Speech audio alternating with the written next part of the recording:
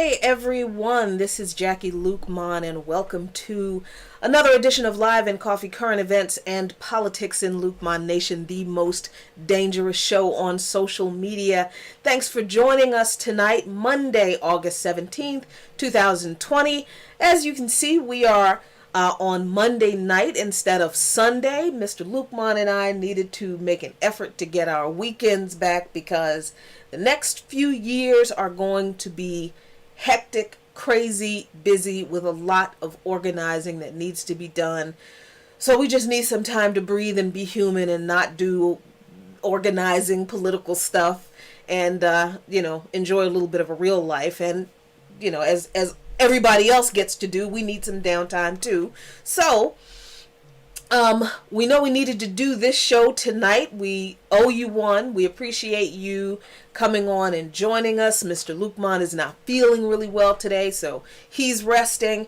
But we need to talk about some issues that have been percolating over the weekend. And before we hop into it, because we're going to hit it and we're going to quit it, and then that's going to be it for tonight, because we know that you want to watch the Democratic National Convention, and we're going to talk about that right before we wrap up for tonight. But before we get into everything, I want to thank you all. We want to thank you for your support. We appreciate you, all our patrons who have signed up to support us, who continue to support us. Thank you so very much. Your support means a lot, and it goes very far. There's a lot that we're planning on doing, and we cannot do these things without your help. So if you like what you see and hear coming out of Luqman Nation, please consider becoming a patron. You can find us on Luqman Nation, patreon.com.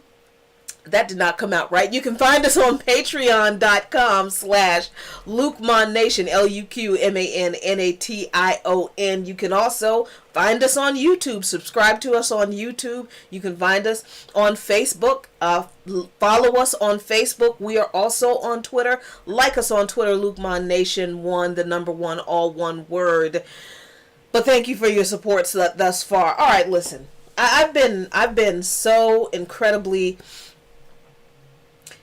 irate this past weekend at all of the foolishness, the absolute foolishness that has been spread around in regard to these posts, to a post rather, from Ava DuVernay, who is director of several widely acclaimed movies and documentaries, although we got criticism for all of them, because if you pay attention to her documentaries, to her documentary and her movies, you'll see that there's some serious historical license taken with some of the more radical elements that she portrays in movies like Selma. She makes Kwame Ture just look like a complete, so disrespectful. The documentary 13th, there was a little bit of a mention of the Democrats' complicity in the prison industrial complex, but it really didn't go into just how deep into mass incarceration in the prison industrial complex that the Democrats really, really are. And that's where the problem lies with Ava DuVernay's comments that she made on Instagram, I guess. I don't know. I just saw someone tweeting or posting on Facebook a screenshot of her comments. So I'm just going to share them with you, and we're just going to go through the hot mess that those comments are. And I'm going to explain to you why those comments are such horrendous garbage. So let's go to the tape. Not that one. There we go. All right. Now this is from Ava DuVernay's Instagram. She says, "There is no debate anymore." The comments right here. Hope you can you see them? Let me see. There we go. There you go. Comments right there. "There's no debate anymore." She says, "There's no room for it in my book. We either make this happen or literally more of us perish. People are dying. Someone I love died. This virus is real. If it hasn't visited your doorstep, it will. Oh, but Kamala did this or she didn't do that. I hear you, I know, and I don't care." Woo! Okay, right there. She's talking about the spread of coronavirus, and obviously the Trump administration's just absolute lack of response, refusal to respond to the spreading virus, and at this point, pretty close to 170,000 people dying from this virus. And she's right on that count. This administration's response to this virus has been criminal. Absolutely true. Absolutely true. But where she loses me is when she says about Kamala did this or she didn't do that. I hear you, I know, and I don't care. Now, I understand needing to make the case that for whatever reason you feel like, you need to get rid of Donald Trump. That's not the argument I'm even concerned with right now, with this comment that DuVernay makes about not caring about what Kamala Harris did or did not do. Because at the point which the person who made millions off of producing a documentary that chronicled the impact of mass incarceration on primarily Black and Latino people, poor Black and Latino people, for that person to now use the platform that you gained from the exposure you received from that documentary to turn around and say to those poor, marginalized people and their families, you don't care what Kamala Harris did or did not do. That's some real shady. And why? Because this administration's response to the coronavirus was terrible. That's a valid argument. Yeah, that's a valid thing to say, and I think that's an absolutely valid reason to want to vote for Kamala Harris if that's how you feel. But don't dismiss the damage Harris has done in stating your case for why you feel like you need to vote for Kamala Harris. I hope that's making sense to y'all, because what I see here with DuVernay saying, and that people were sharing this around, and they're like, well, that's right. I agree with her. She's 100% right. People just completely miss the fact that this woman completely disparaged and dismissed and literally said, I don't care what Kamala Harris did to people who were the basis for the work I did that gave me this platform. These people were important enough for me to use their story and their plight in the scheme of mass incarceration for me to make my millions. But now that I got my millions, I'm going to sit here and tell y'all that I don't care what she did to y'all. And I'm going to tell you that in the context of me telling you, you better vote for Kamala Harris or else.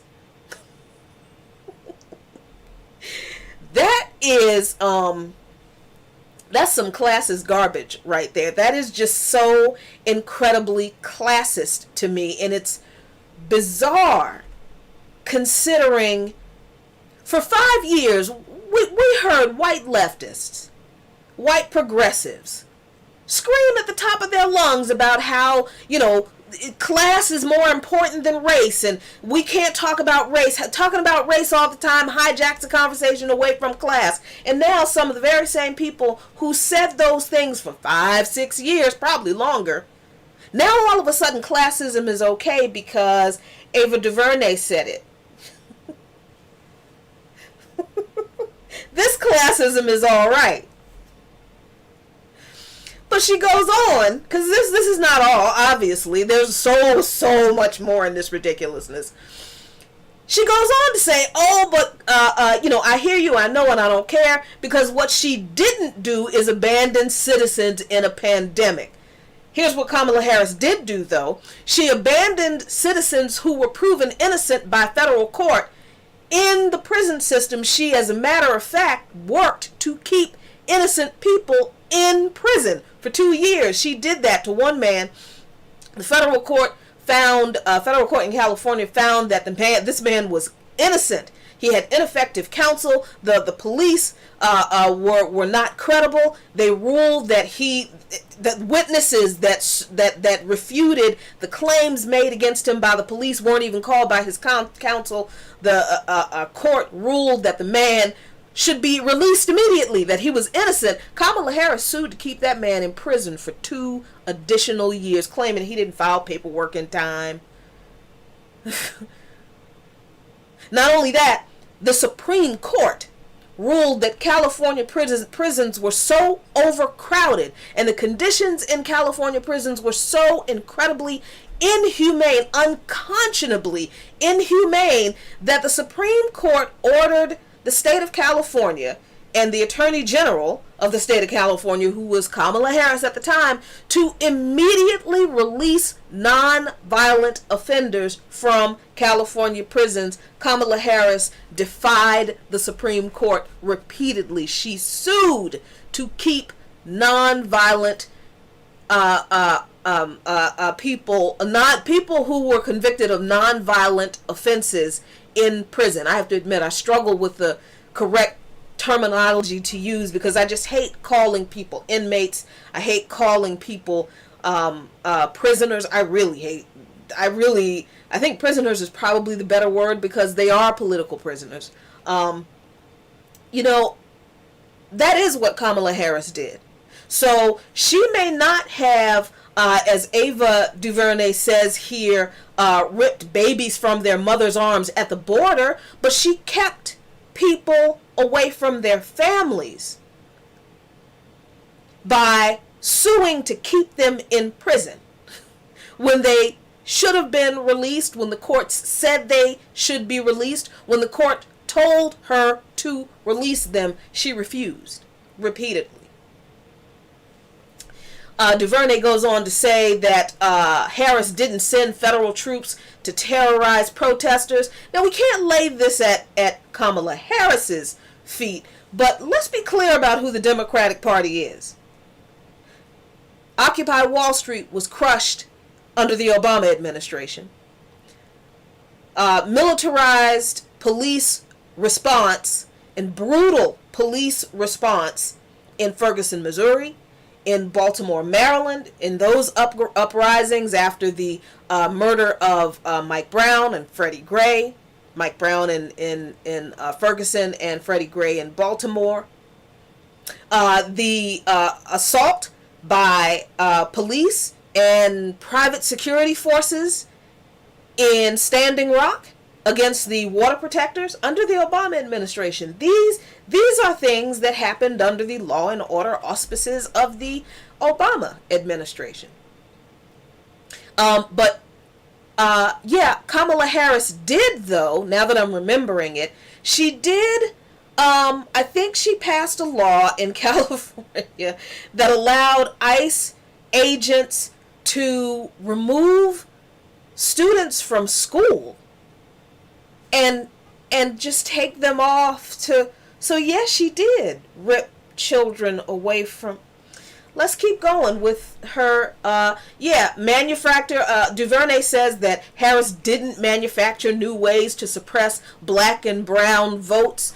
When you incarcerate someone for a felony, in most states in this country, they no longer have the right to vote.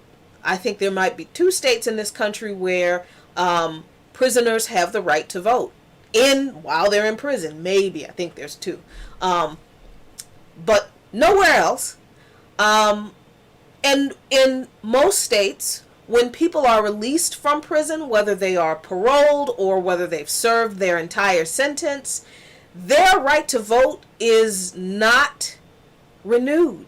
They don't get their right to vote back. This is why we've seen an effort in the past few years to re-enfranchise former felons, formerly incarcerated people, because their right to vote had been stripped away. Now, I don't know what other voter suppression methods have happened in California in particular, but I do know that aside from the continual criminalization and perpetual punishment in society of formerly incarcerated people in employment, in housing, in healthcare, everything. That their continued surveillance and suspicion of being the one who committed some crime if they just happen to be in the vicinity.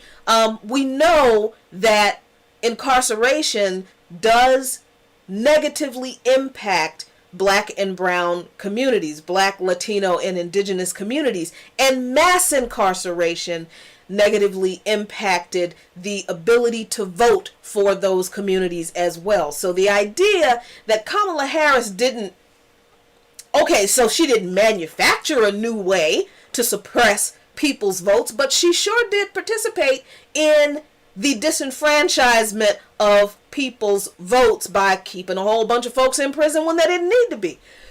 She goes on to say, actively disrespect indigenous people and land. There's a pretty sizable indigenous population in California. I'm pretty sure Kamala Harris's law enforcement policy screwed them over pretty good too.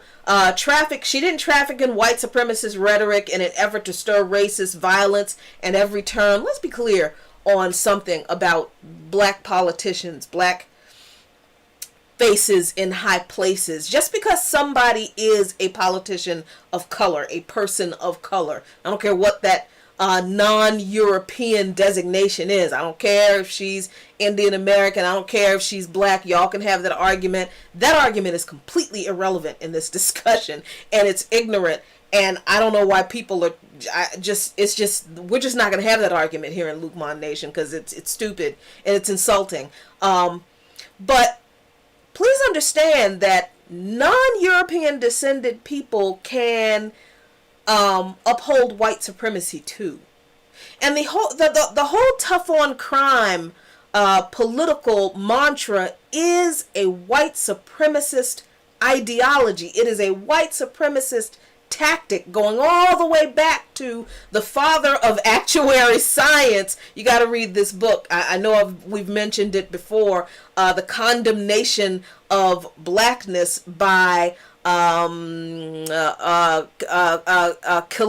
Gibran Muhammad. It's a fascinating book, and it traces you right to the origins of this idea that Black people are more criminally oriented than white people.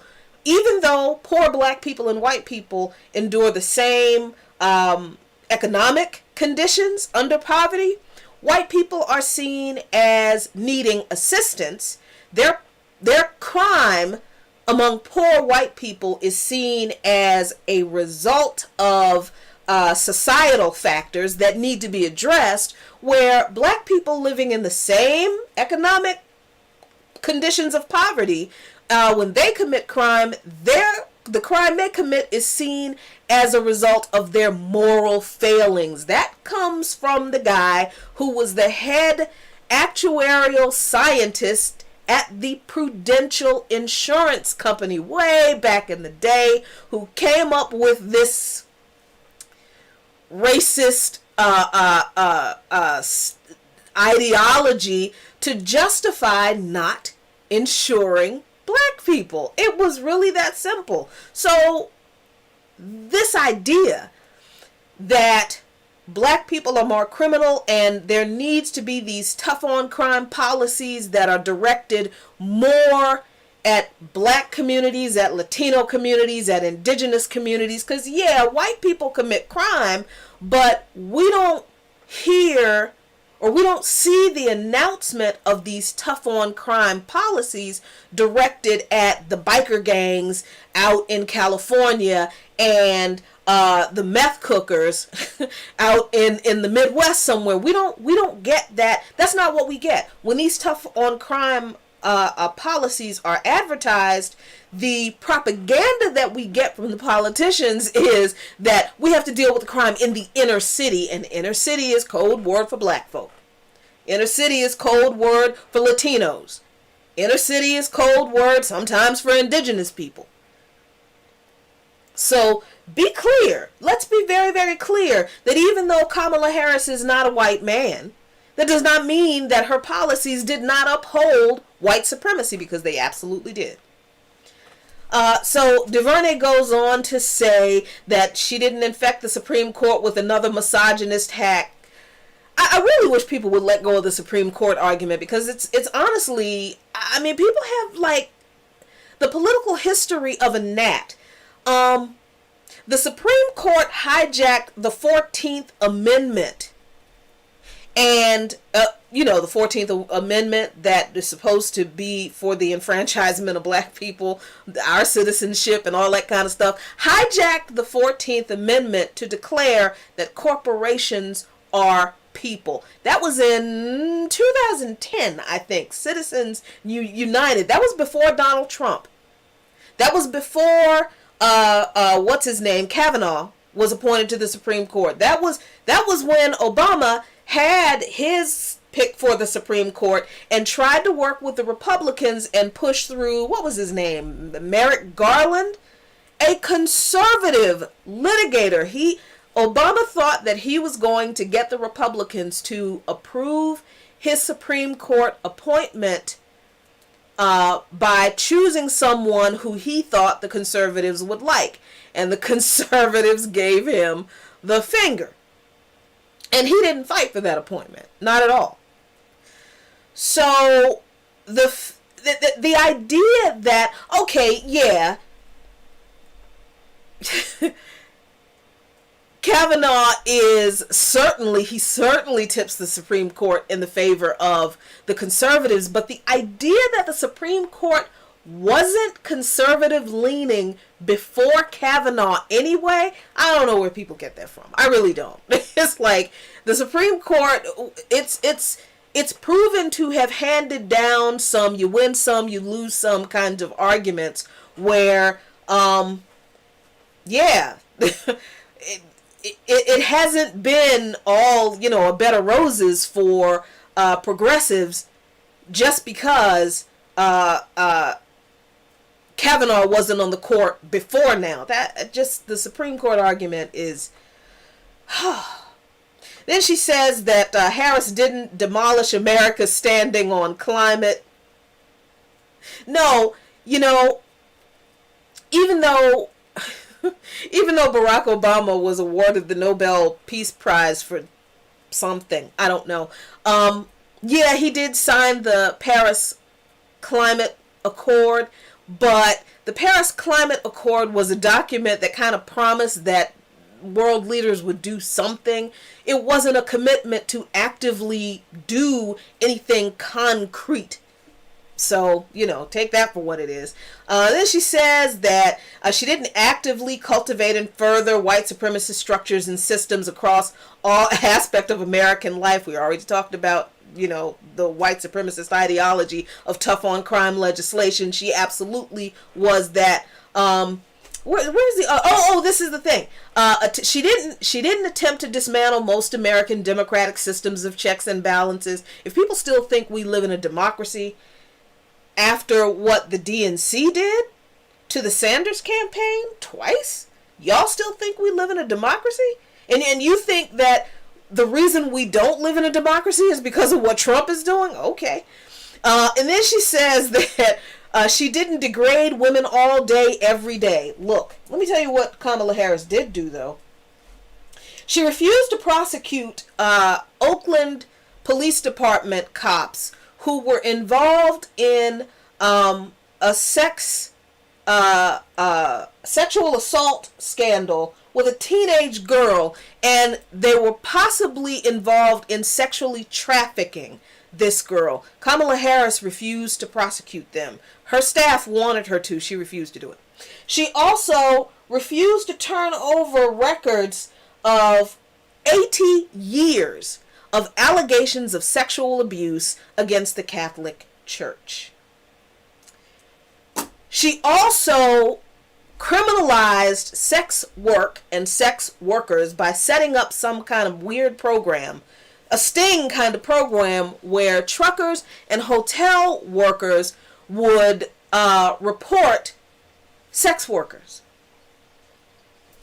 Look, I understand that Donald Trump's crass, rapey, sexist, disgusting piggish behavior is like just an affront and a shock to people. But please stop acting like Kamala Harris is the friend of women and girls just because she is herself a woman. Remember, this is the woman who on video laughed at her law, her initiative to lock up the parents, mostly poor mothers who were black and Latino, to lock up the parents of truant children. She thought that was funny.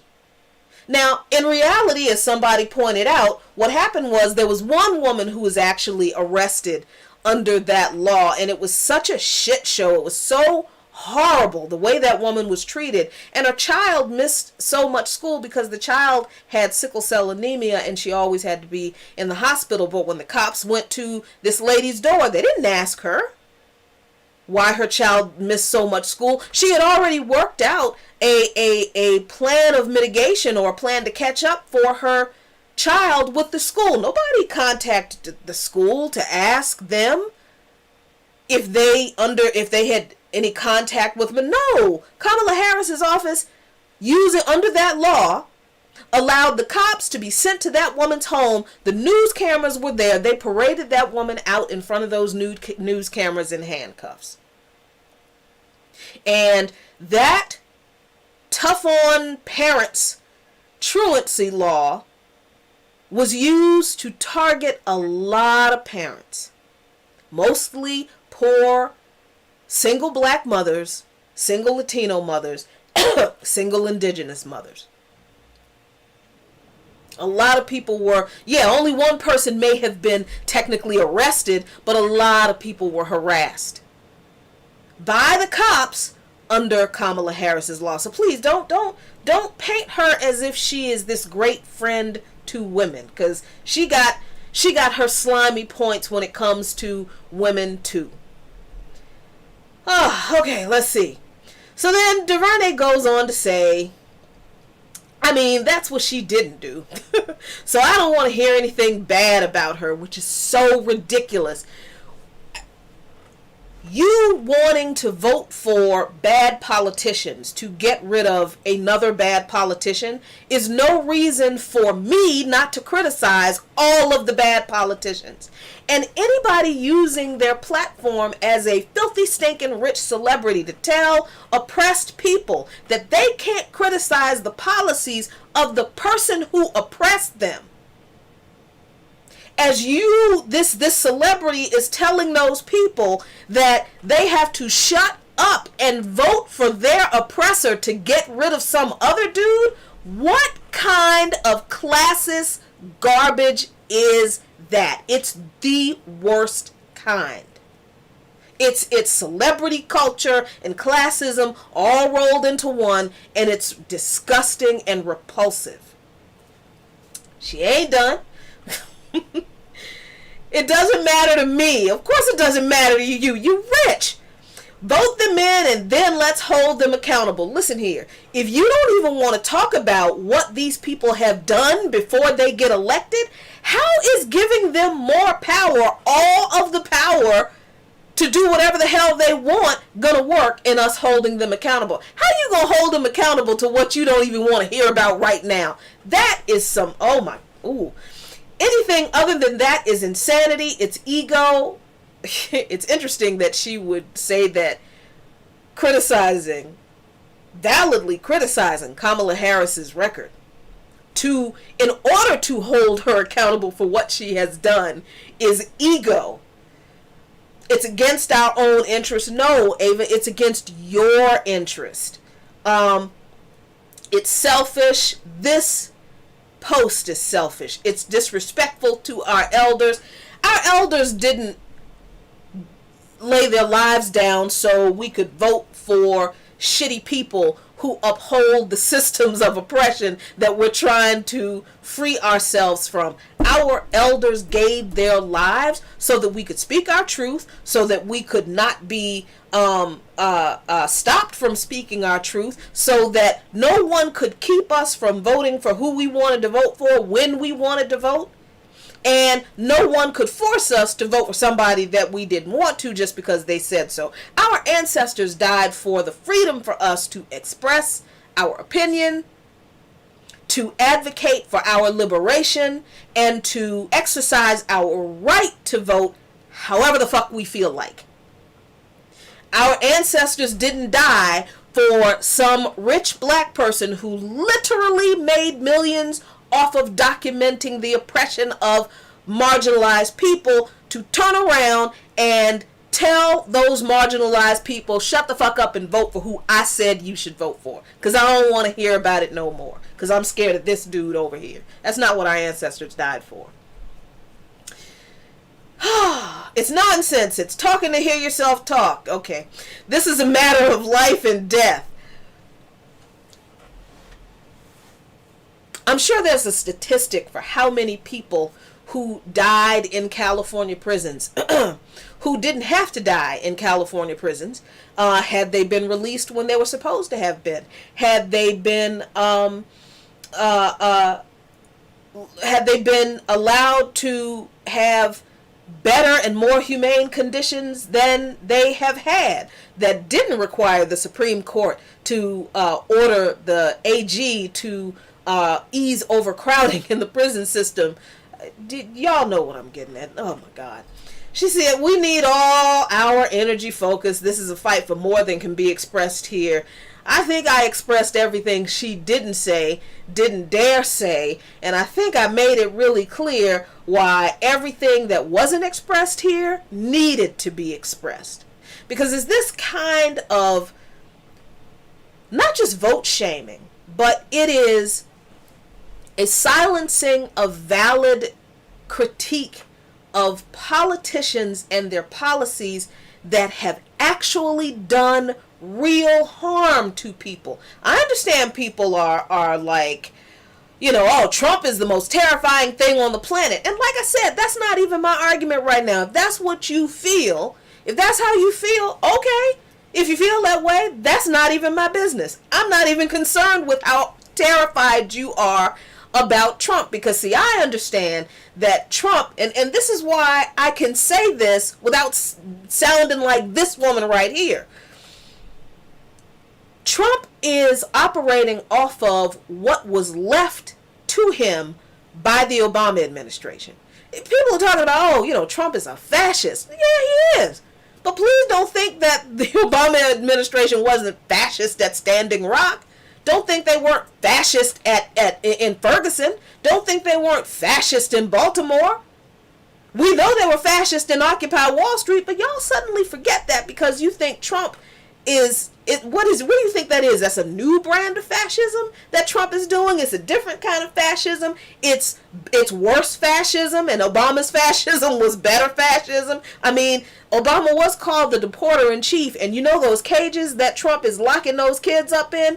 They were built under the Obama administration. The secret raids, ICE raids, were happening under the Obama administration. Obama was detaining families in those cages. And as someone said to me before, well, it was different under Obama because there were mats in the cages. Okay, so there were cute little gym mats in those cages, but those families and those babies were still in those cages. Obama may not have been ripping the babies from the families, but he was putting people in cages. They were built in his administration. So when we want to talk about fascism, don't limit fascism to what Donald Trump is doing. No, he didn't make this stuff up. Trump is playing with the toys that were left to him in the White House when the last family left and when his family moved in. That is just the truth. You don't have to like it. You don't have to agree with it. Doesn't mean it's not true. So from the perspective of just the incidents I told you about, this country has been fascist for a minute. And if you really want to see how fascist this country has been, read Margaret Kimberly's book, Prejudicial.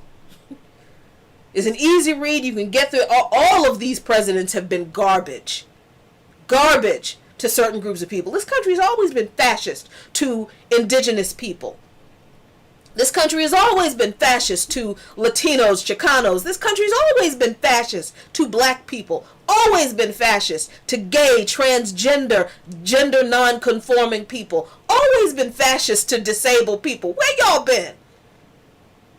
Oh, it wasn't so bad because it was Obama and he wore a nice tan suit. to other countries around the world, this country is the biggest fascist bully on the planet.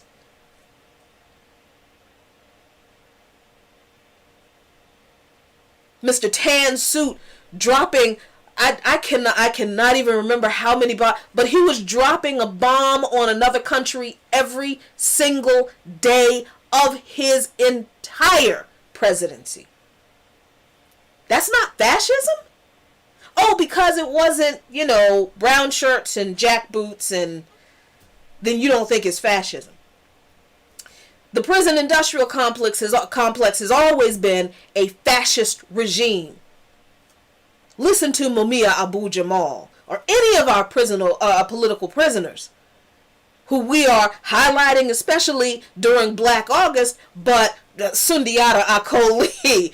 I mean, we just interviewed on By Any Means Necessary the other day Albert Woodfox. That man was in solitary confinement for 40 years. Why? For calling out the racism that was that they experienced in the California prison system.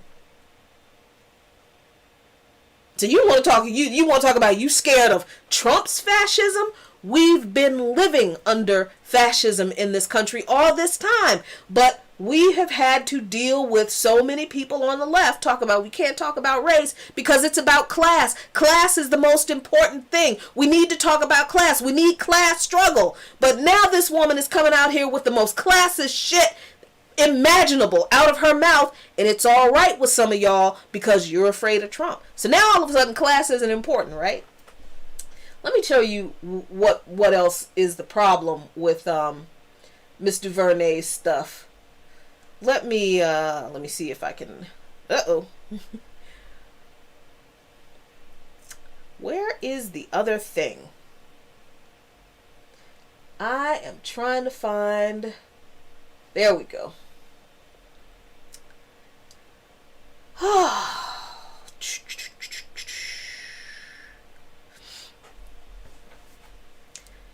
You wouldn't tell a rape victim. Listen, I know Harvey Weinstein raped you. Harvey Weinstein or whatever his name is. I know he raped you, but if you want this job in Hollywood, you just going to have to, I'm not going to say that. You just going to have to buckle up and just get with the program and go do what needs to be done to get this job, because I don't want to hear about what else he's done. If you want to get this movie made, there's no more debate. You wouldn't say that to a rape victim, even though we have been saying that to rape victims of powerful men in Hollywood and all over the rest of this country for decades. But finally we came to our senses and said, we got to stop saying that. We got to stop telling people who are the victims of sexual abuse and rape at the hands of these powerful men that they just got to deal with this and, put on your big girl pants and just deal with it if you want the prize. We recognize that that's a thing you don't say to people anymore. Ava DuVernay did.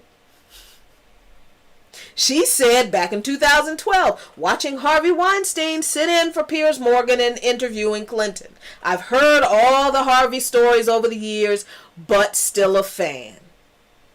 This is the person, this is the person that you are taking advice about voting from. Okay. All right.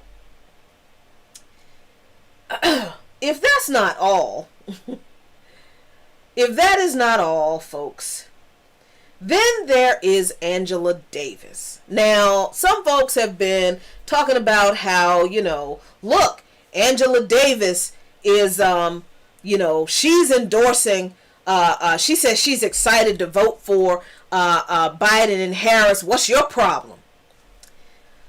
Okay. Let me show you what's going on with Angela Davis. Where is it? There it is. Okie dokie.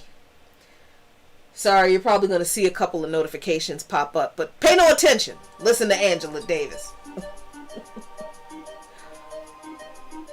I'm excited. I was sitting here today looking at the New York Times, the review on the cover of the New York Times. Yes. Now, this isn't to say that Kamala doesn't have problematic areas of her record. And we can't forget that she did not oppose the death penalty. And we can't forget some of the real problems that are associated with her career as a prosecutor. But I think it's a feminist approach to be able to work with those contradictions, to be able to dwell there. And so in that context, I can say that I'm very excited. I think it makes the ticket a lot more palatable, that's for sure. Because, I can tell you that even before, I knew that we would have to campaign for Biden, and he's not the best candidate. He's very problematic in so many ways, but we have to get rid of the person who's in office at this moment, whose name I will not pronounce. And I think that it's really a question of who we will be able to pressure.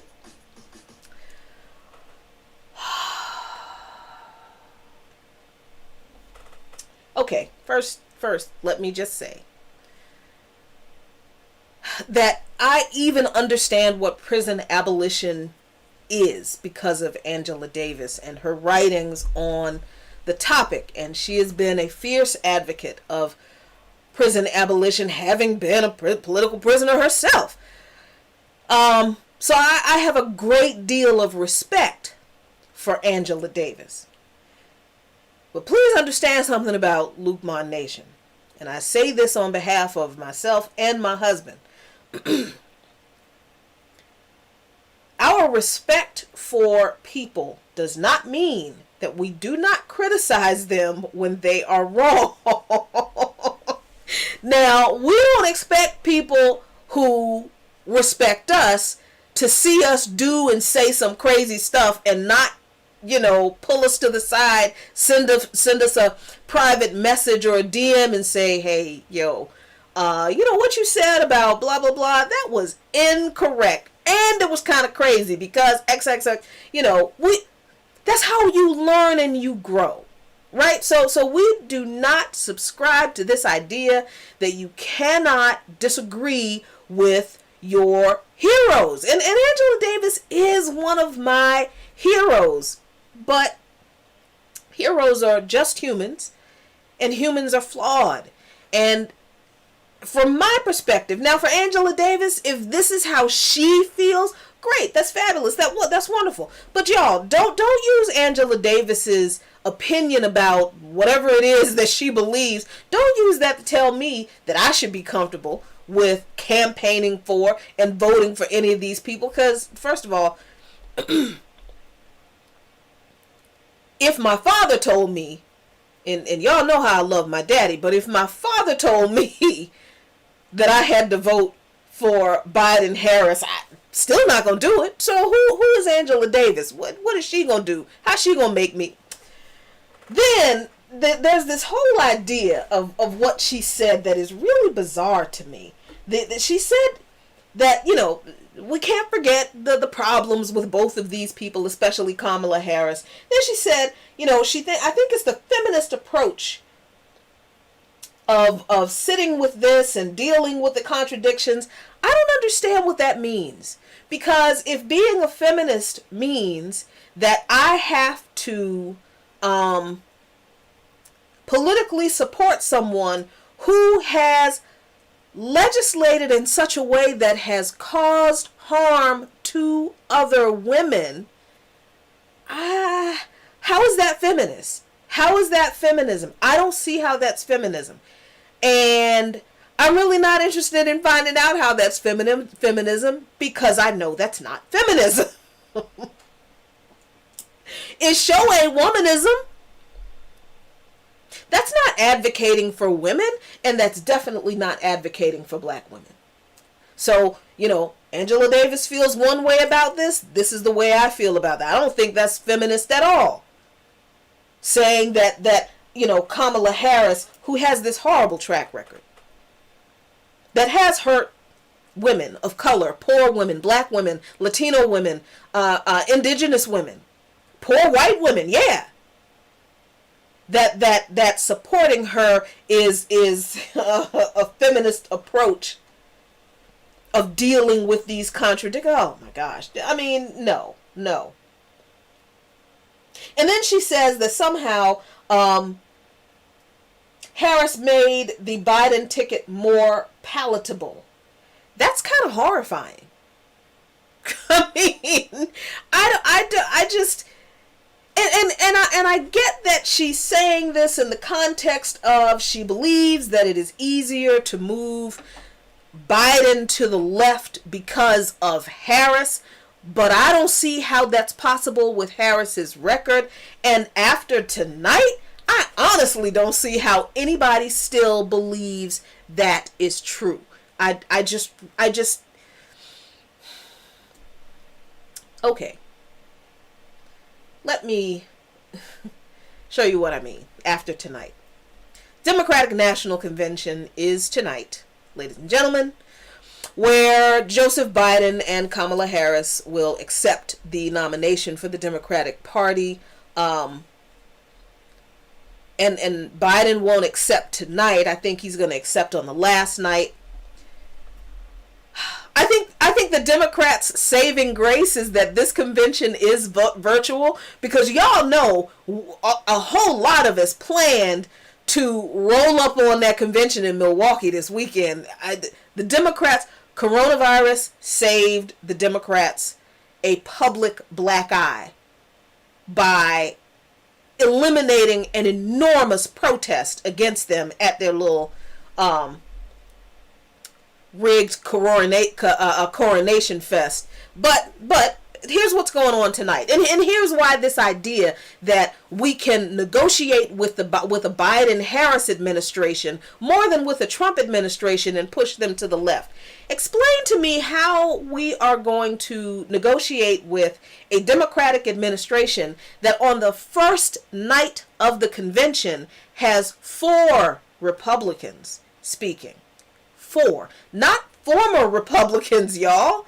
Not former Republicans who are like, this Trump presidency really opened my eyes to how horrible I've been as a Republican, and now not only am I a Democrat, but I'm a progressive Democrat, and I want all the lefty things that Bernie Sanders wanted. No, these people aren't even disavowing their membership in the GOP at all. They are still Republicans. They're just never Trump Republicans, and they're speaking at the Democratic National Convention tonight.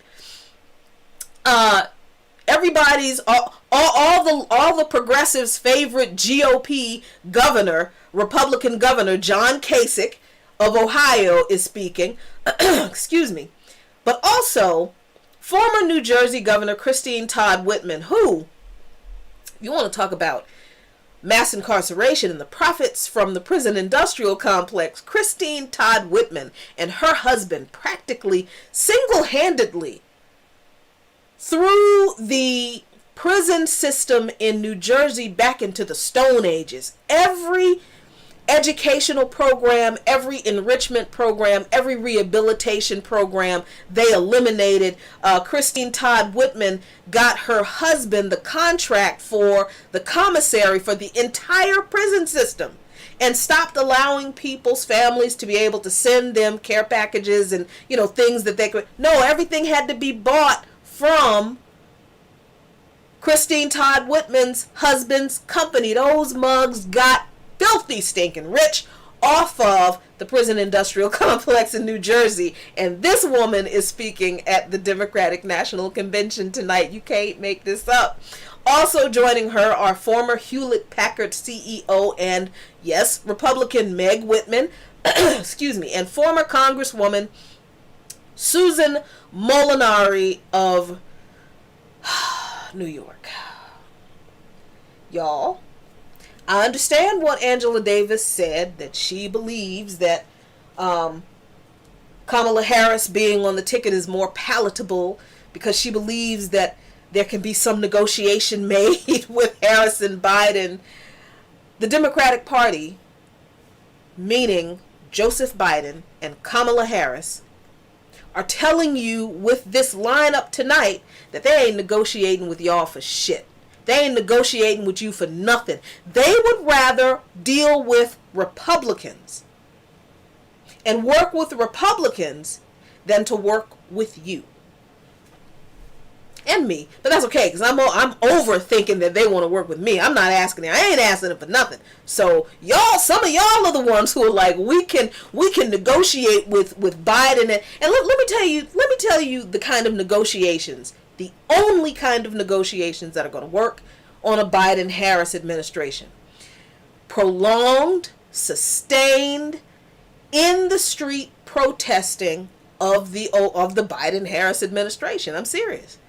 Y'all gonna have to be in the streets every day demanding the things that you want, that these people have said repeatedly that they are not going to give you.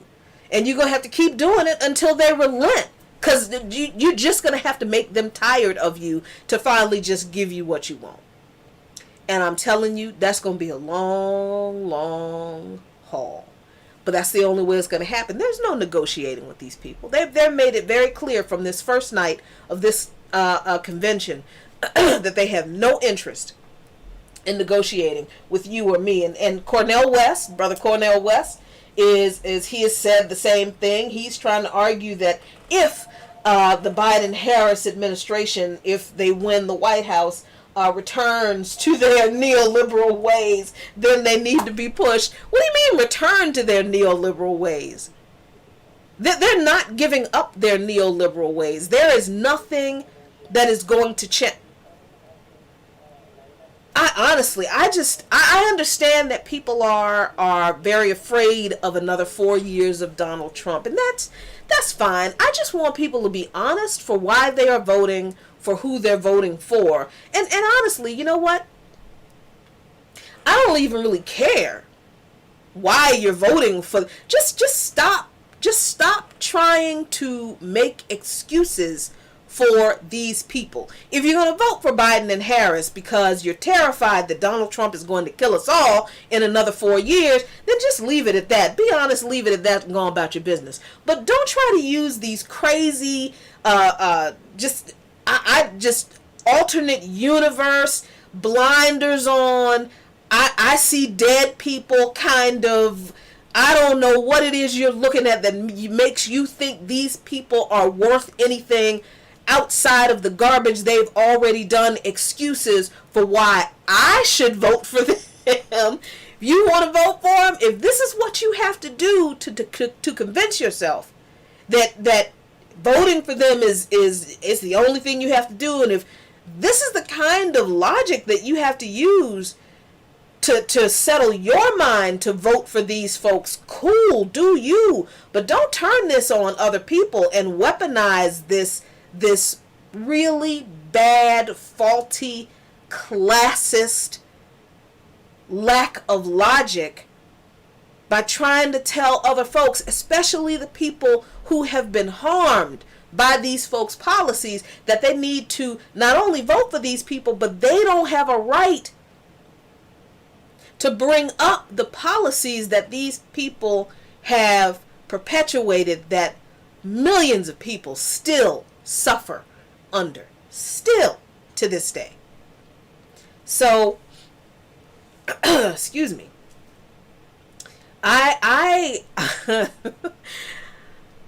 I've been holding on to that all weekend, y'all.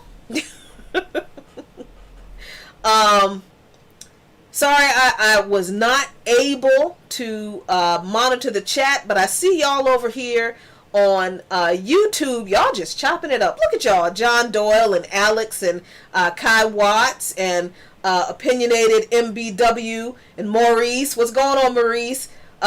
Zach and let's see, Silvery Devil, what a great name. Y'all, thanks so much for all the comments And let me see what's going over here on Facebook, because I know y'all are over here chopping it up too. Eva, what's going on? Chanel, Robin Henderson Crawford. Haven't seen you in a while, Robin. Hey, what's going on? Karina, Anthony Davis. You guys are over here chopping it up too. Really, really appreciate it. So, yeah.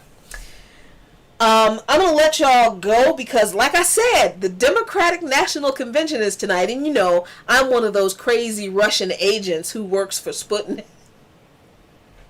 I mean, people have finally figured it out, I guess. I don't know. They go on our Patreon page and they, you know, see the stuff I share from Sputnik. And I guess they think that makes me mad that, you know, oh, this person is Russian propaganda.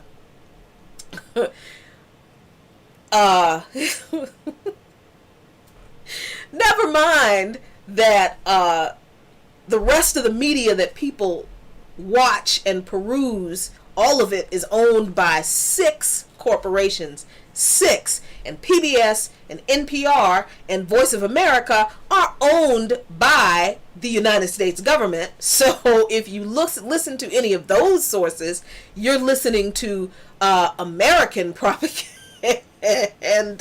And you know, you can always verify everything I say, everything we say on all of our platforms. You can verify it.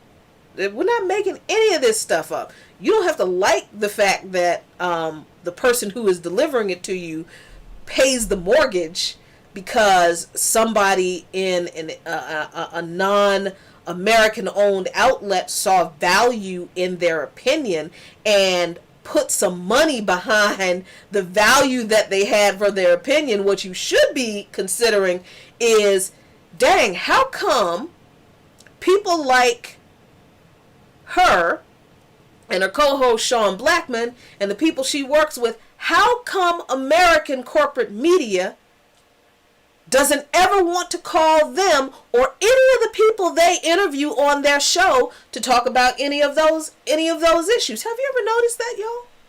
Have you ever noticed that all the people we talk to on By Any Means Necessary on Sputnik Radio, have you ever noticed that they never get called by CNN and MSNBC and Fox News? Well, of course they wouldn't be called. But they don't get called by the corporate media outlets that are owned by 6 corporations, because they tell the actual truth about U.S. empire, about U.S. imperialism, the damage, destruction, and death that this country deals around the world through its imperialistic hegemony and policies and drones and military bases and AFRICOM.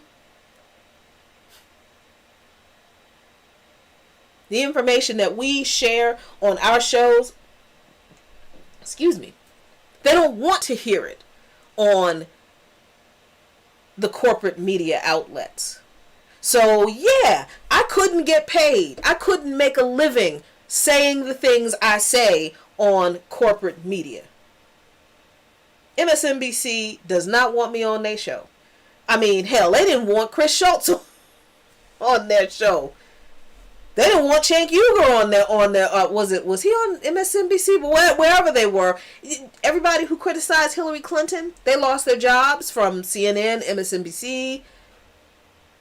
You seriously think they're going to hire me and my husband? Please. So, I mean, you can be mad that I work for Sputnik. Trust me, I'm not. So listen, y'all do your thing. Watch the what's going on, Joel. You are late, doggone it. Watch the Democratic National Convention tonight. Unfortunately, I have to because it's my job.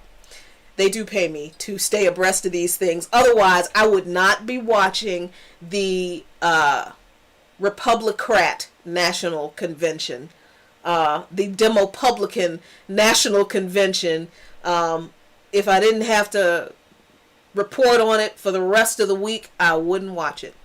But I do. So I'm going to let you go. Keep in mind, folks, that Vote for who you want for whatever reason you want to vote for them. If you feel like you need to vote for Biden and Harris, nobody over here is going to shame you for that. You do what you got to do with your vote. That's your right. Just be honest about what it is you are going to get if we get a Biden-Harris presidency. Because let's be real clear here. We were in this position, this country was in this position in 2016 when all the polls were so sure that Hillary Clinton would win in a landslide. And she didn't. Don't think that Donald Trump cannot win a second term. He's got a few things on his side that the Democrats don't. The Republicans, the racists, are excited to vote for Trump. Ain't nobody excited to vote for Biden and Harris. People are voting for them because they have to, and that's fine. But voter excitement it's a real thing. It's a real thing. Incumbents usually win a second term. Usually, not always, but usually. We still don't know what's going to happen with this alleged coronavirus package. I wouldn't put it past this man to somehow bully the Republicans to agree to something that goes out right before the election and people get some money in their bank account right before the election. And that would look, we don't know how this election is going to turn out. So don't assume that you can bully people into voting for Biden and Harris, and that's gonna, win stuff, for you. Because really, all that's gonna do is get you a kinder, gentler, more polite, imperialist regime, and fascism with a smile, fascism with decorum.